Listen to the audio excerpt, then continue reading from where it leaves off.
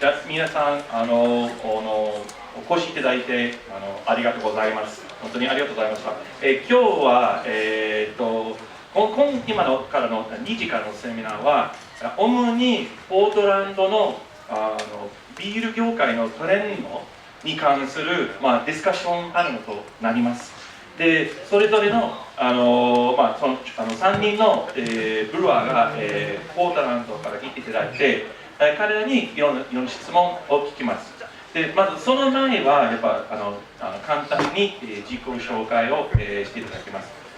So, gentlemen, I'm going to ask you first to introduce yourselves and talk about your brewing history, whether it be as an amateur or professional, and then also talk a little bit about your brewery and kind of the philosophy or the way you approach making beer.Okay, まずは自己紹介ということで、まずそのビール作る歴、まずちょっと教えていただいて、あと各醸造所の方針を簡単に説明していただきます。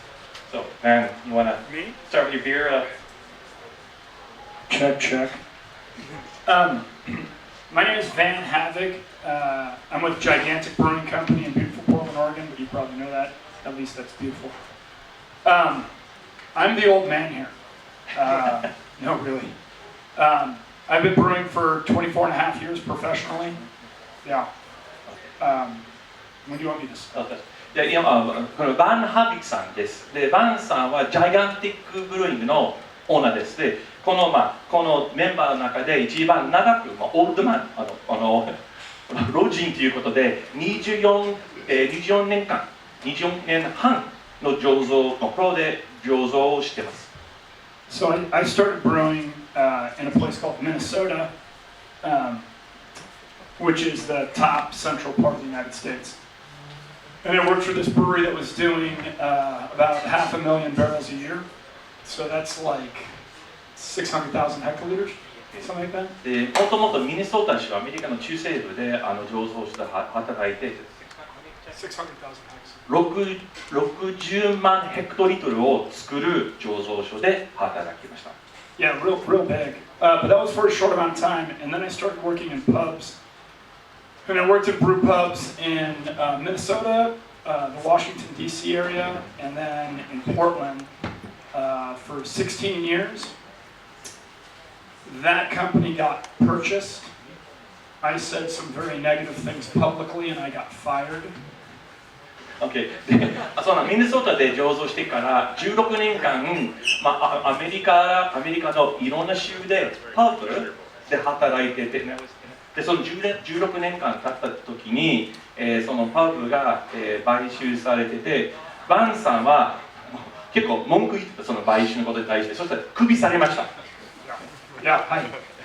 And then my partner Ben and I started Gigantic Brewing Company in 2011, 2012. We started the company in 2011, started brewing in 2012. We make a bunch of different beers. We do about 5,000 hectoliters a year. We're distributed kind of far and wide. で今2011、12年に、ビジネスパートナーのベンさんと一緒に、ジャイガンティックを立ち上げて、で1年間の製造量は5000ヘクトリトルで、さまざまな、ビールスタイルを、仕込みます。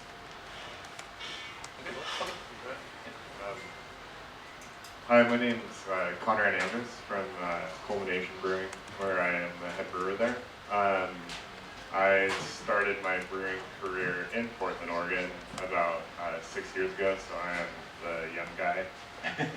So コンラドはカルミネーションの醸造家で、彼は一番若いって言ってて、醸造歴は6年間。Culmination Brewing has always kind of has been about innovation and really broadening what we do. That's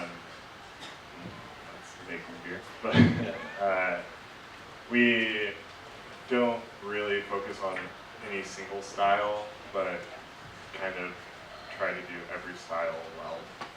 でカルミネーションの方針としては本当に幅広いビールスタイルを、作ります。できるだけイノベーション、自分が今まで作ったビールよりちょっと違うビールを、作るようにいつも挑戦します。ですから特に、フラッグシップのようなビールはありません。We currently make about 2,500 hectoliters a year and just celebrated our 4th anniversary. で1年間の製造量は2,500ヘクトリットルで、先週は 4周年になりました。Hi, I'm Andy Miller from Great Notion Brewing. I am co-founder, co-head brewer.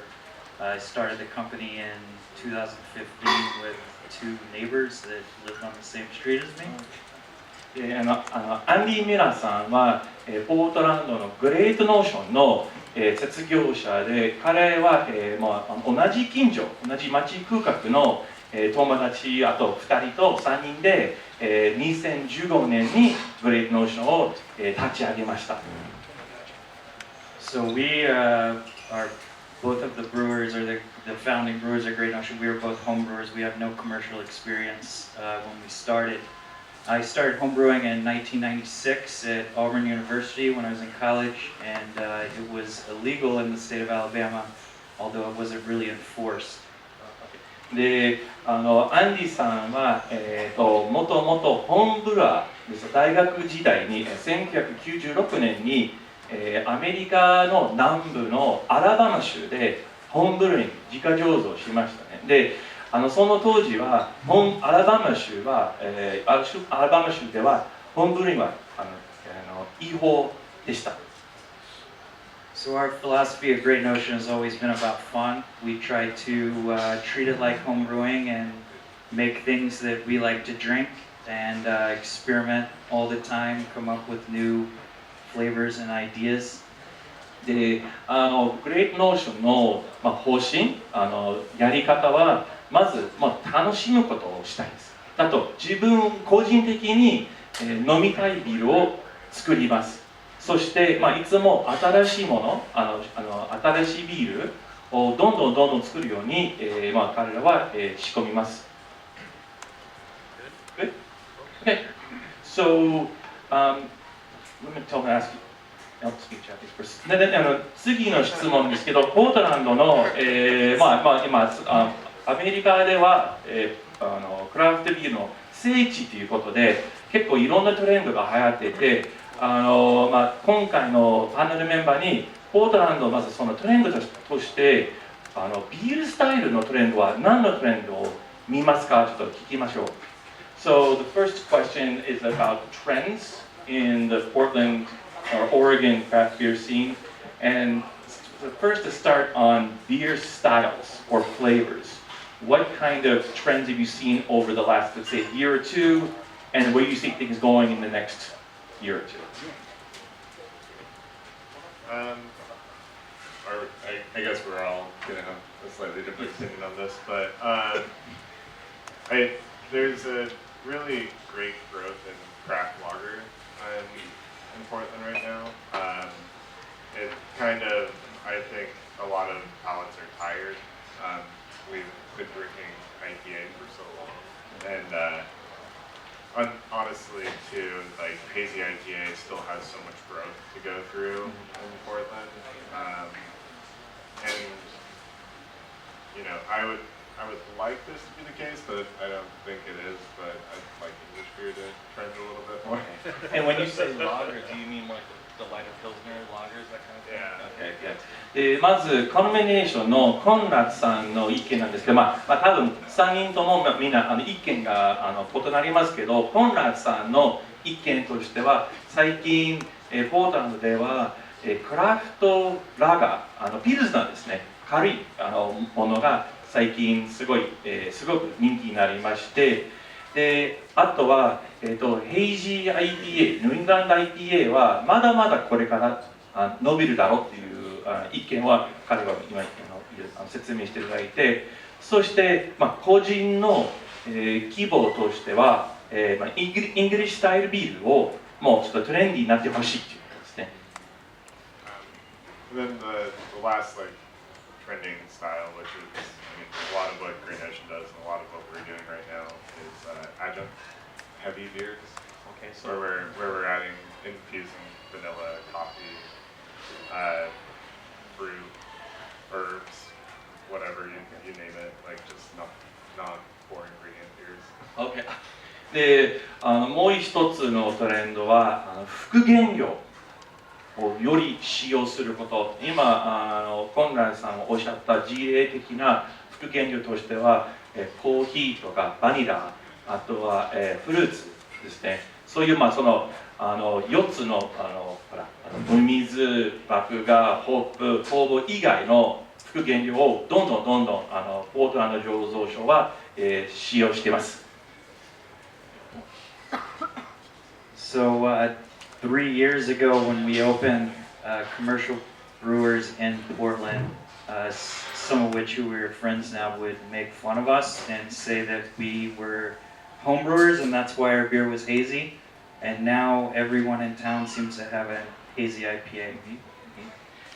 まずアンディさんが今おっしゃったのは2015年に会社を立ち上げて、その当時初めからヘイジー IPA を作っていて、その当時に結構同じビール作るそのメンバー、そのビールブルワーコミュニティにちょっとなんていうそのいじめられて、軽くもうこのヘイジービールって濁ったビールはプロが作るわけじゃない、アマチュアしか作れないからホームブルワーです。でも実際に今の2019年の現時点でその濁ったようなヘイジー IPA 作るところはほとんどです。で今その毎日といろいろ言われた他の醸造家に、彼らにちょっとみんな何も今そのヘイジーことは責めてないです。I also agree with Conrad that as the new beer consumers' palates change, I think they're starting to appreciate craft lager as well, and I think we'll see a trend towards that in the future.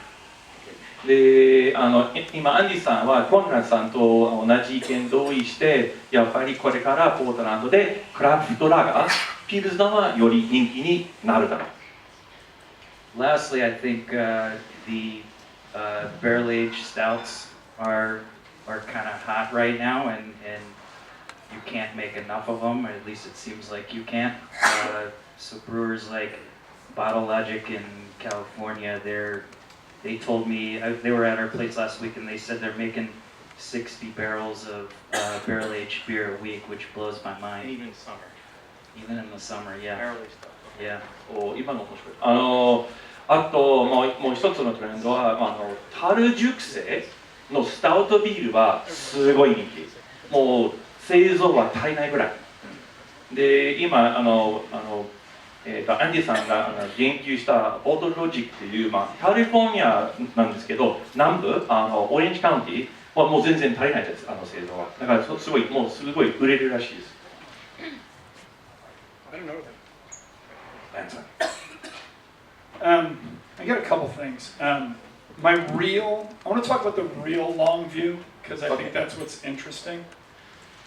I think the real long view is actually how brewers are going to deal with water and energy usage in the long term. Okay. Yeah. じゃあまずバンさんはもう今のトレンドより長期間的にちょっと将来的なトレンドの、話で、まずお水と、エネルギー、電気の使い方に関するトレンドはあるだろう。Yeah, which is why to me the most exciting trend right now is kvike. Hand kvike. Kvike. Norwegian. Kvike are these genetic yeast isolates from Western Norway. Okay. And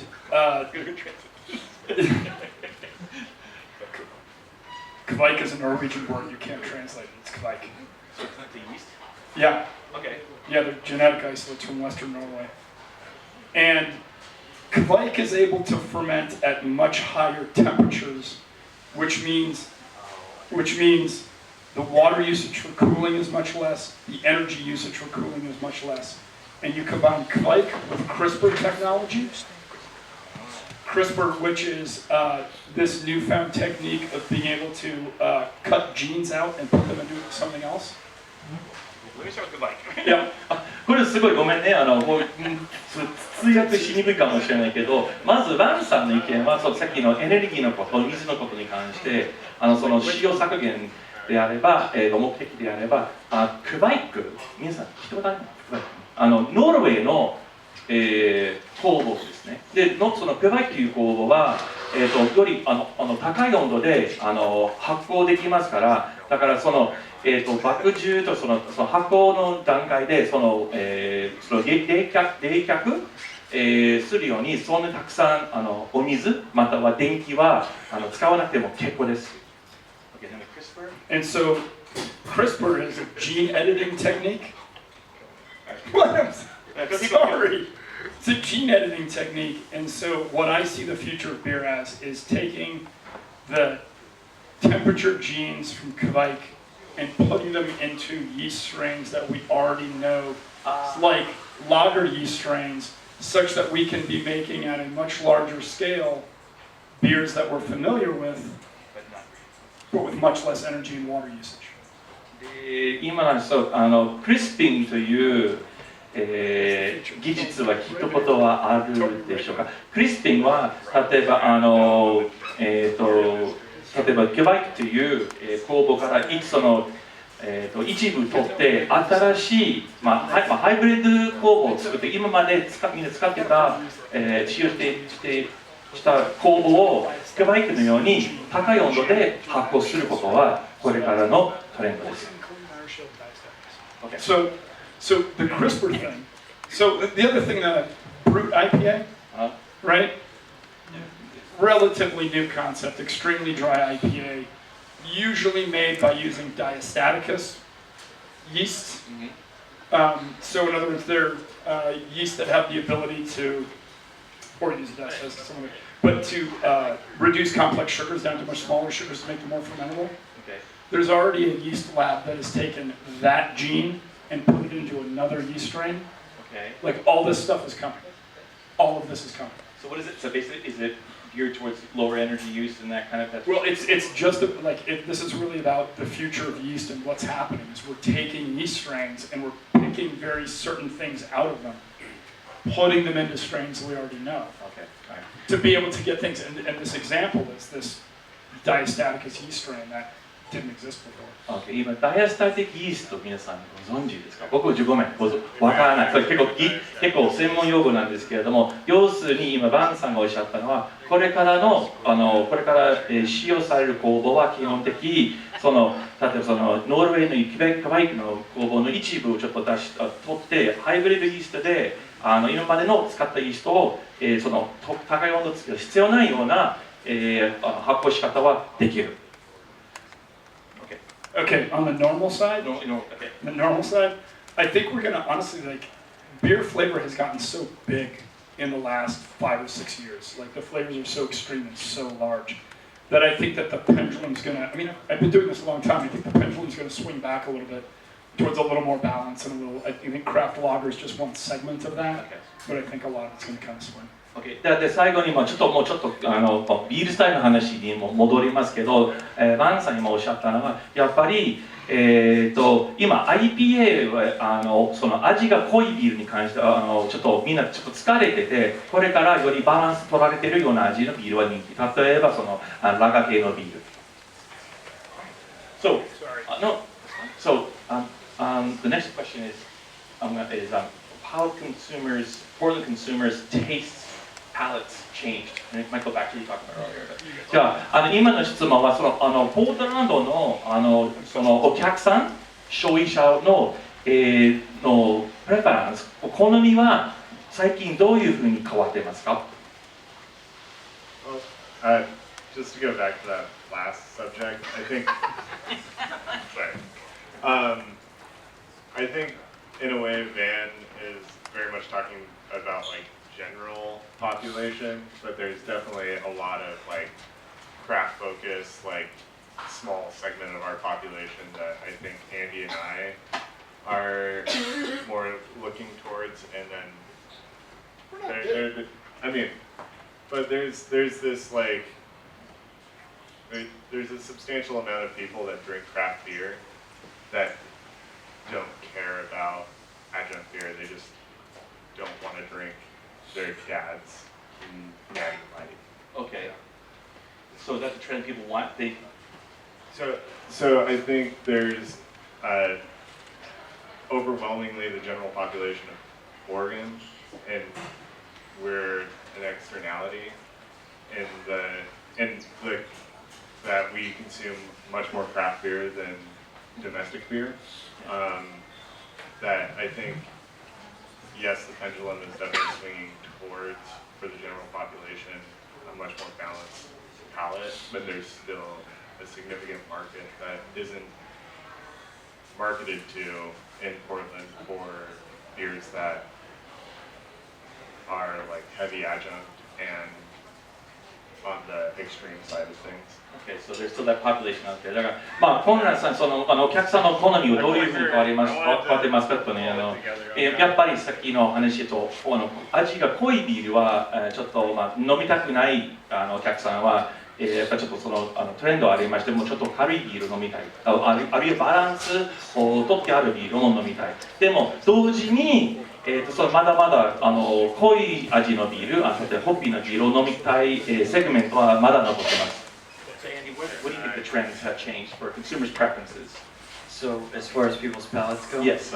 So I one thing about, and I'll just speak about the hazy IPA in general, is I feel like, because the Northwest IPA was kind of more malty and bitter, and people like my wife did not appreciate that and would never drink that. Yeah. Whereas now with the hazy IPA, it's very soft bitterness, and it's more like tropical fruity. So I think a lot of beer drinkers that would not touch an IPA in the past are gobbling them down now. Okay. Yeah.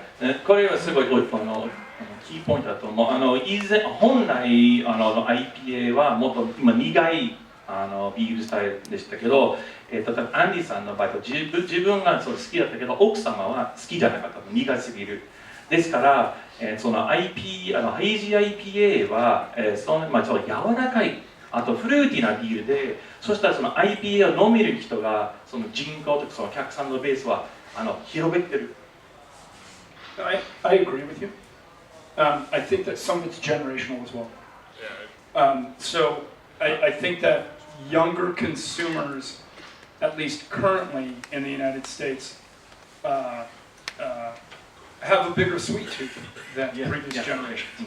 And I think that's a huge part of what's going on there. で、今バンさんがね、おっしゃったのは、これもちょっとその年齢のこともあるかもしれない。今の若いアメリカ人はより、甘いものが好き。で、ヘイジー IPA はやっぱり普通の、ウェストコースト IPA より全然甘さはありますから、その若者の中ではヘイジー IPA は、非常に人気にあります。And 15 years ago, a lot of West Coast IPAs were very bitter. I mean, they were very, very bitter. I don't think we're going to go back to that. I mean, frankly, those beers were too bitter. They just weren't. 15年前のウェストコースト IPA は実はすごい苦かった。で、多分15年前のようなすごい苦い IPA のことはこれからのトレンドとしてそのような IPA に戻らないだろう。Yeah, and I think the key is, I mean, you see this a lot in general. When you're really young, you go to the bar and you drink lemon drops, and then you turn like 27 and you discover a Negroni, and you're like, oh my god, this tastes good. But the point being that, look, hazy IPA is here to stay, there's no doubt about that, but I think that people are going to mature into a little bit more balance. Won't be have such as they get older. Yeah, as they get older. I just think that I don't think there's any doom and gloom here. I just think that there's been a large in the United States. There's been a huge generational jump into craft beer. Right? People 15 to 20 years younger than me have suddenly come screaming into craft beer, and they're young and they kind of have a sweet tooth. And I think as they age up, I think that's where some of that balance is going to come about. There's still going to be plenty like hazy IPA that's still going to be there, but that's you know. 今バンさんの説明したのは、やっぱさっきの話に戻りますけど、若いアメリカ人はやっぱ甘い味が好きで、例えばカクテルの場合はすごい甘いカクテルを、20代の時に、飲むことが好きなんですけど、例えば27歳、28歳、30歳ぐらいになるとやっぱネグローにちょっとバランスちょっとそんなに甘くないカクテルが好きになる。で同じような現象は、クラフトビール業界で行うだろう。だから初めに、ヘイジと甘いビールが好きでちょっと年を、取れば取るほどもうちょっとバランス的に美味しいビールを飲みたいだろう。All right. So the next question is. I was going to say there's also a great benefit for that being the transition point for craft consumers because you sell more beer if it's easier and balanced. What do you mean by sell more beer?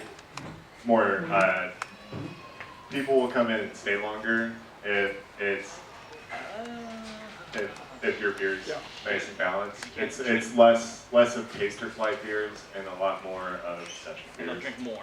Okay. I can drink like 2 ounces of Imperial IPA. Yeah. I can like sit back and hammer lagers on it. で今の話はちょっとコンランがおっしゃったのは、その年齢的に年を取れば取るほどお客さんがもっとバランス取るようなビールが好きであればもっと売れる。ね。ほら長くたくさん飲めるバランスがあればほら甘いビールであればそのたくさんは飲めない。でもバランスがあればどんどん、飲んでよりビールは売ることができます。Next question is, I want to talk about trends in brewery business models.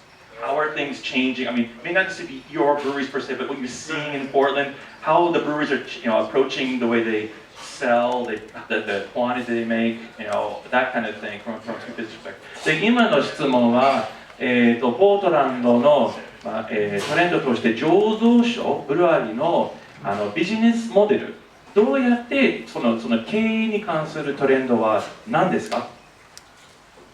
So at Great Notion, we've always felt direct to customer works out the best for us financially, obviously. Also, we're in complete control of our product at all times, so it works out better for our customer as well. アンディさんのグレートノーションの、ではの考え方は、できるだけ直営をしたいです。つまりトンを使わず直営お客さんに直接売るとまずもちろんマージンは、全部キープしましてあとすごい大事なことですけどずっと自分のところしか扱わないからその品質管理はよりできます。ほら外部にその品質管理は任せなくて結構です。So I think as we move forward, we're going to see more and more small breweries selling direct to customer, small tap rooms. I think like the flagship beer is dying. Customers want very different beers every week.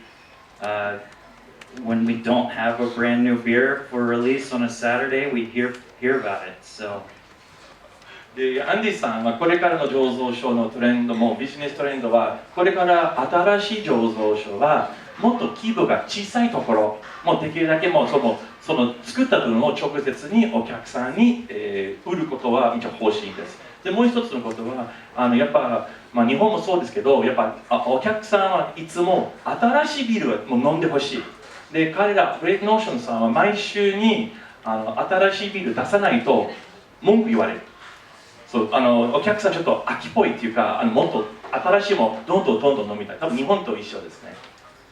So, I disagree that flagships are dying, and I'll tell you why.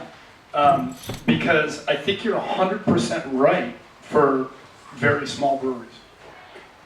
But the market both in Portland, honestly, and in the rest of the country is kind of bifurcating into pretty darn small breweries and kind of big breweries. And for those kind of big breweries, man, those flagships still totally matter. we're almost seeing three markets develop: large domestic, large craft, small craft. You know. Okay, so the flagship is still important to this large craft. Yeah. And the small. Yeah. で、マンさんの今の話はアメリカのビール業界の市場では3つの分野ありましたけど、そのナショナルブランドは1つ、あと大きなクラフトビール醸造所と最後に小さなクラフトビール醸造所、その3つがありまして、で今アンディさんがさっきおっしゃったようにどんどん新しいビールを出して、フラッグシップがないような醸造所であればやっぱりちょっと小さいところです。でも逆に大きなクラフトビール醸造所ではまだまだ、フラッグシップビールはまだ全然売れてます。So the latest statistics in the United States are, to me, totally crazy, which is the median brewery size is now 400 barrels a year. That's like 500 hex. Medium? The median. Like, in other words, 50% of all breweries make 400 barrels or less. 500 or less. 500 hectoliters or less. That's very small. てか今、バンさんの説明はこの間ちょっと統計見まして、アメリカの、クラフトビール市場で500ヘクト以下のビールを作る醸造所が一番多い。ね。Yeah, so the issue there is, and then something like 75 or 80% of the breweries do 1,000 barrels or less. Like the number of breweries in the United States that are very small is enormous, just absolutely. These are the new breweries coming online, or? Yeah, this is all the breweries currently, the 7,500? Yes. 7,500 breweries in the United States today. Something like 5,500 or 6,000 of them don't make 1,000 beers. 1,000 barrels. That would be 1,117 hectoliters. So how many of the 2,700 makes that much? No, like 5,000. Okay.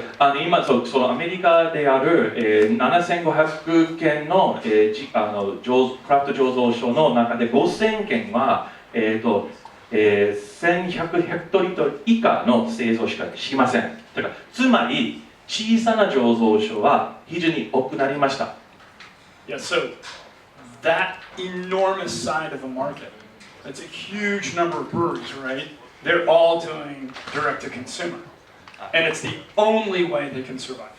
Yes, okay. で、その小さなところはその経営するために、サバイブするためにも直営しかできません。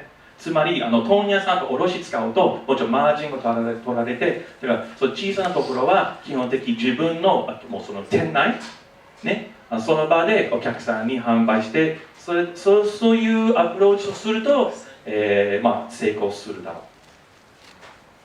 う。So culmination has kind of geared itself to be somewhere in the middle between that large brewery and that like direct consumer brewery. Yeah, and we see like a substantial trend towards being able to sell beer over your counter. In the U.S., it's a little bit different because we have a 3-tier system. Like we can't mail a keg to a bar. And if we were to do that, it'd cost us a substantial amount of money, and there's just a lot of barriers to entry in that element.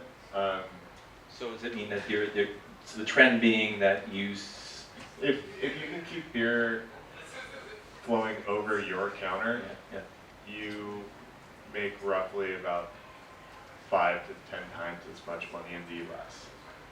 5 to 10? Yeah, gross margin. Gross margin. Okay. で、今の話をお客さんに直接ビールを出す、直営すれば、アメリカの場合は、グロスマージンは、卸すより5か10倍ぐらいあります。だからもちろん、その新しいとか小さいところをできるだけ直営をしたいです。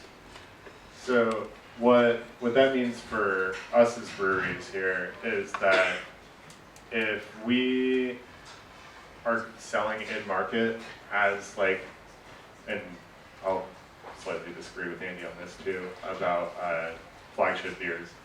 If we are making a flagship beer in volume, a minimum container of cans is 25 pallets.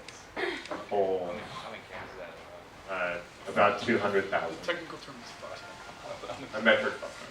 Yeah, it's a metric ton. It's approximately 150,000 cans. cans. And so that means if you want to be a flagship, you have to buy those cans and have space And- for them and all that. Yeah, and realistically, in our market, we spend a substantial amount of money on having a company come in and can our beer, Yeah. and then also a substantial amount of money on the cans. Yeah. But if we pay them for our cans, like, and they have to label them, it almost doubles our cost. Yeah. So you can't really be a tiny brewery and can a flagship beer. Okay. So you do bigger to have like E- beer. で小さいのところアメリカで缶ビールはすごい人気になってますよね。缶クラフトビールでも小さなところはカンニングはできません。まず、高いですね。缶を買うと購入すると大体25パレットだから、15万本の缶を買わなければならない。あと自分のカンニングラインが缶詰ラインがなければ業者さんの用とちょっとお願いして工場醸造所内でちょっとカンニング作業していただく。そうするとすごい高いです。だから小さいところ、大きなところじゃないとカンニングはできません。So if you have the ability to produce beer in volume in order to, and we also have this 3-tier system where we have a distribution network that is very different than what it is in Japan, where we can spread beer out into markets.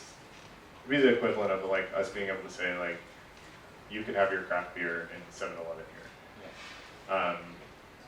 Our distribution network allows that, but at a pretty significant cost to the brewery. So when you want to sell So- direct over the counter. Yeah. So yeah, definitely to what Van said, like you have large craft breweries and then you have small direct consumer craft breweries, and making that transition is a very difficult thing. で今の基本的にコンレナさんがおっしゃったのは、アメリカの流通制度によってすごい非常に高いですね。だからなかなかもうマージンが取られて、ですから小さな醸造所は、大きな醸造所になろうと思えば、つまりその流通を拡大するときしたいこととか、あとさっきカニが話してたすごいその小さな醸造所から大きな醸造所になるように、そのことはすごく難しいです。Okay, last question. Sorry, we're going to get kind of. I want to ask about community and the importance of community. In addition to above and above just selling, making really, really good beer. Okay, how you approach to creating a sense of community as each of your breweries, right? じゃあ最後の質問だと思うんですけど、僕の方から最後の質問ですけれども、皆さんにとってコミュニティ作りに関して、そのコミュニティ作りの活動は何をしますか？何の活動がおすすめですか？ Why is community important and how do you do it? As far as like consumers or It's just industry? It could be how you define it. Yeah. For consumers, I think. So I mean I'll start off with this. So we had a 23-year-old kid that was a customer of ours, and he was there almost every day. He started coming to our employee parties, and we're like, Tommy, what are you doing here? You're a customer, right? And so one of our employees invited him, and he just kept coming back. And then next thing we know, he's working the door, and then he worked our can releases. Now he's on the canning line. He's starting to learn how to clean tanks. Mm-hmm. So I mean, we obviously feel like talking to our customers every day, getting to know them. They're gonna come back. They're going to want to bring their friends. They're going to feel like they're part of it. I think that's very important for You a actually customer. talk directly with them on, Right. 今の話はグレートノーションの場合はちょっと、コミュニティ作りの話ですけれども、一つの事例はある若い男の人はもう毎日閉店までもう飲んでて、でもうすごいもうほとんどそのグレートノーションで自分住んでたのような形になって、であともういつも従業員のパーティーも参加して、で結局グレートノーションさんその一人をその人間その方を雇って、今彼はどんどんその社内でだんだん成長してますね。いろんな責任が増えてきて、でアンディさんのポイントは彼らグレートノーションのアプローチはお客さんとお話しするすごい大事。ね、でそのお客さんの好みとか、もうちょっとその人間関係を作ったら、そのお客さんは自分の友達も連れてきて、どんどんコミュニティはできます。So one last thing I wanted to say about, just from the industry's perspective is in Portland, we have a lot of breweries. And like if we need yeast, if our yeast isn't looking good or we, even new brewers who can't afford yeast, like I've gotten yeast from this guy tons of times. I don't know if the ex-Novo guys are still here, but they used to wash our kegs before we had a keg washer. So it's just the community of, it's like your brothers and you help each other out. コミュニティにはいろんな定義がありまして、さっきの話は、その消費者、お客さんじゃなくて他の醸造家、他の部類のコミュニティもあります。で、例えば、グレートノーションさんは、コンラッドさんから工房を借りたことがある。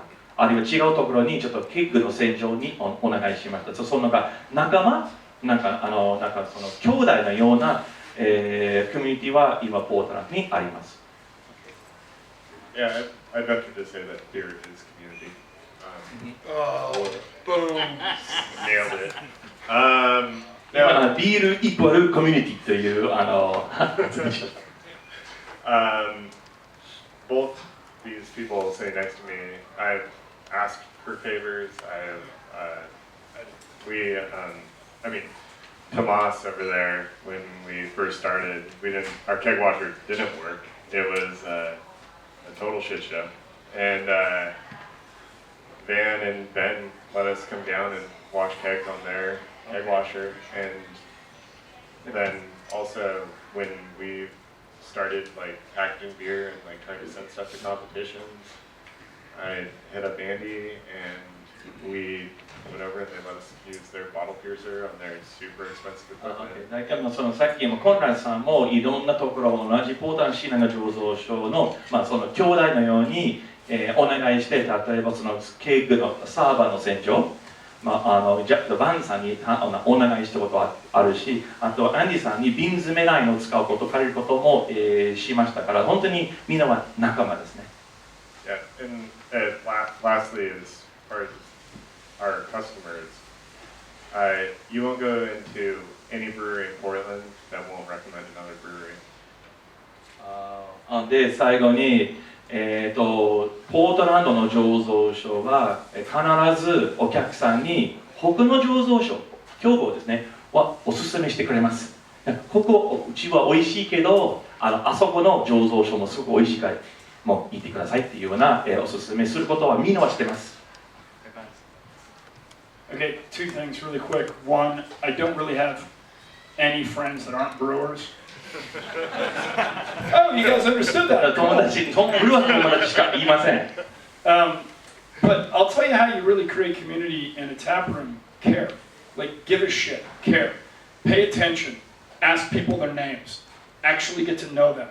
Realize that your customers are people and they want to know you. Like that's it. We have a Christmas party every year that's not for us. It's literally for the people that come in. バンさんのところはジャイガンティックでタップルームで、彼らがいつも気をつけるのは、お客さんのちょっと知りたい。人間そのお客さんとつなぎを作りたい。で、お客さんのお名前を聞く。お客さんの趣味。ちゃんとそのお客さんはなんかお客さんだけども人間です。ね、本当に人ですね。で、例えばクリスマスの時期に、お客さんのために、自分の社内のパーティーじゃなくて、お客さんのためにパーティーをします。We honestly introduce people to each other in the tap room. So like if someone comes in and they're new and they ask a question, I'll be like, I don't know, Kenny, why don't you tell them? Hey, Fred, come here for a second. And then you want everyone that comes in to feel welcome, and it's not just you, the owner, and your staff that needs to be welcoming. You need to encourage your customers to be welcoming as well. I mean, a pub is a public house. That's an important thing to understand. で今の、バンさんがおっしゃったのは本当にウェルカムのような雰囲気を作ることはすごく大事です。でそれはもちろんオーナーさんからのウェルカムあるいはそのスタッフからのウェルカムでもすごい大事なのは他のお客さんからのウェルカムの雰囲気を作ることがすごく大事で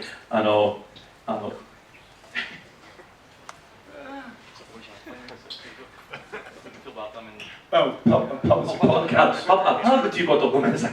パブという、もともとパブリックハウスですね、英語で。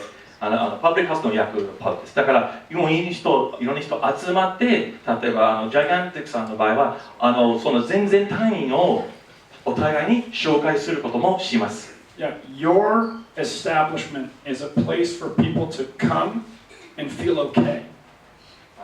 It's for them to feel welcome, for them to spend a few hours, forget about the rest of their life, meet someone, feel okay, make friends. That's what you're doing. You don't make beer. You make relationships. ね、今分かりました。醸造家の責任はビール作るんじゃなくて人間関係を作ることです。ね。大きい。でパブはやっぱそのウェルカムな雰囲気とか、ちょっとオアシス、ちょっといい気持ちをができるような場所、雰囲気ですね。だから今もちろん、you make a good beer, but that's not. Look, the only reason your beer needs to be good is to get people in the door. The most important thing that we have done at Gigantic Brewing, hands down, I'm not joking, I'm being deadly serious about this, is that we have made a group of people come together at Gigantic.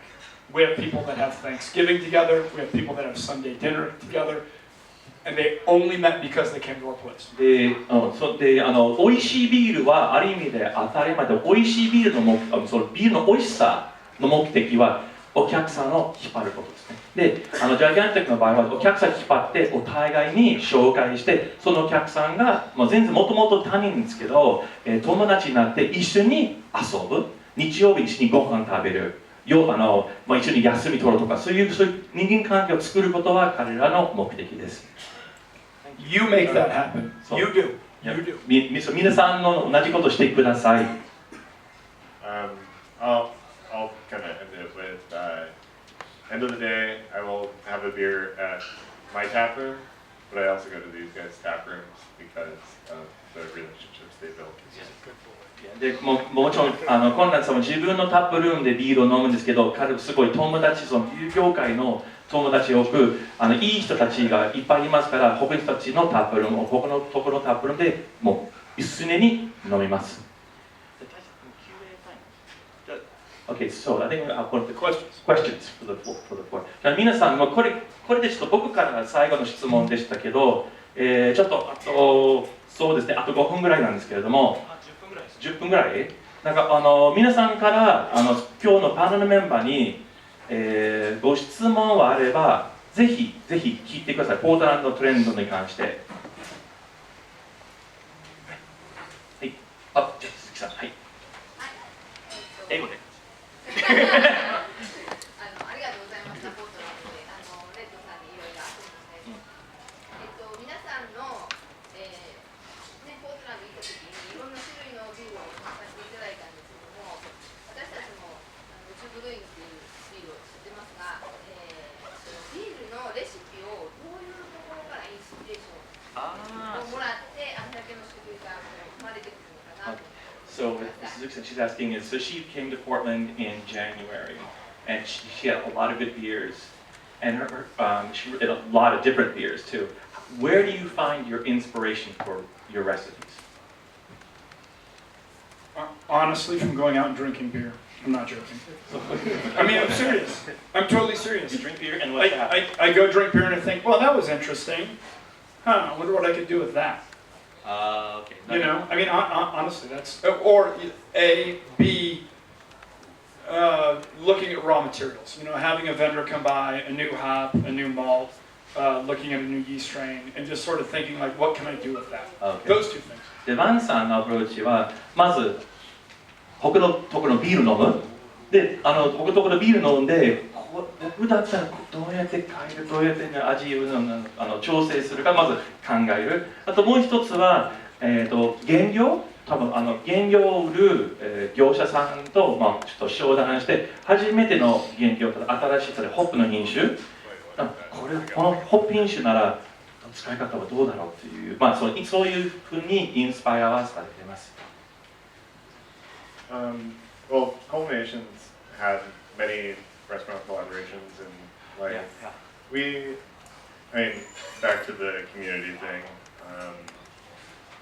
We definitely brew a lot of beer based on like what we have available for raw materials for our brewery, but we also look at and get inspired by food.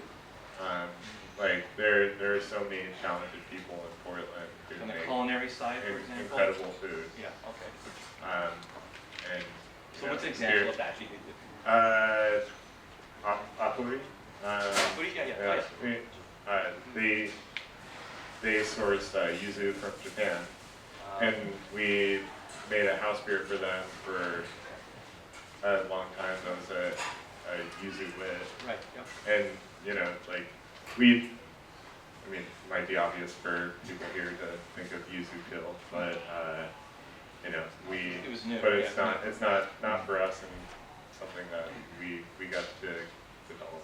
コンラッドさんのカルミネーションでまず、バンさんのジャイアントと同じく、まずある原料で、レシピを発想しますけど、あとやっぱご飯お料理にインスパイアされます。で、今、この間ね、ちょっとお越しいただいて、美味しいご飯はたくさんありました。ポートランドの小さな町なのに、その美味しいご飯を作る才能が非常に高いシェフさん多いから、そうするといろんなご飯を食べて、そうするとちょっと考えるビールで、あとレストランとコラボします。ポートランドにある有名な日本和食屋のアフリというところなんですけど、アフリは、アメリカポートランドの場合はだしは柚子使ってますよね。でアメリカってすごい珍しい。で彼らはそれが面白いというか、柚子を使用するビールを、彼らは作りました。So I agree with both of these guys. Definitely drinking beer is a big inspiration. Like, IPAs, it's, you're just looking at different hop combinations. Maybe you have a beer and you like something about it, but maybe there's something you don't like about it, and you try to pick it apart and do something different. But then, a big thing, especially with our stouts and sours, like we look at pastries and desserts and try to, I love chocolate and peanut butter. Can we make something with chocolate and peanut butter? I mean, it's pretty easy to make that taste good. アンディさんにもおっしゃったのは、やっぱりバンさんと同じくもうビールを飲むことによってインスパイアされます。で、例えばある IPA は飲んでこれが好きとこれ好きじゃないところがあれば好きなところをちょっと取り出して違うコンビ違う組み合わせで、新しいレシピを発想するところが一つで、スタウト系のビールはやっぱご飯ペーストリー見てそのベーカリーのものを見て、食べて、そしたら面白いスタウトを作る。例えば彼はピーナッツバターとチョコレートをアンディさん個人的に好きからなんかビールとピーナッツバターチョコレートスタウト作ろうかなと思って。Reese's peanut. Reese's の同じ。Okay. Only one more question. あともう、はい、少し。はい。リパブリューの畑です。はじめまして。副原料が5つ目の原料としてメジャーになっていくだろうっていう話があったと思うんですけど、どんな原料でどんなスタイルが個人的に各種好みなのか聞きたいです。Okay. So Hata-san is from Ripple Brew, and he's asking about adjuncts. You guys talked about I think maybe someone talked about adjuncts earlier. What at a personal level, or from a brewery perspective, what particular adjuncts do you like with what particular style of beer? What's your favorites? I mean, so I stuff like chocolate, coffee, I think goes really well with a stout. I mean, sometimes we'll use some fruit in a stout. That can get weird too with the acidity. Yeah. So like a lot of our fruited beers are sours, kettle sours. So chocolate and coffee for the stouts, and then the fruit for the kettle sour. Right, and then we do fruit with IPAs too, but then you got to be careful with the fruited IPAs because if it's too bitter, you know, that acidity level drops, and then that can get weird too. Okay. で、アンディさんの場合はまずチョコとコーヒーを、副原料としてスタウト使用することは好きで、そのケトルサワービールにやっぱフルーツも使うことはよくあります。で、IPA はフルーツを、もう使う場合もあるんだけど、ちょっと酸味の問題でちょっと気をつけなきゃならないということですね。I think the main thing is approaching it holistically. Like what at the end of the day, like you can put whatever adjunct in the beer that you want. It's like where do you down the road what's your end goal? And you know, you can put coffee in an IPA. And personally, I haven't had many coffee IPAs I've enjoyed, but there have been a couple that I've enjoyed, and it's just like the exercise of restraint, but also as far as adjuncts go, you know, you be inspired by others. And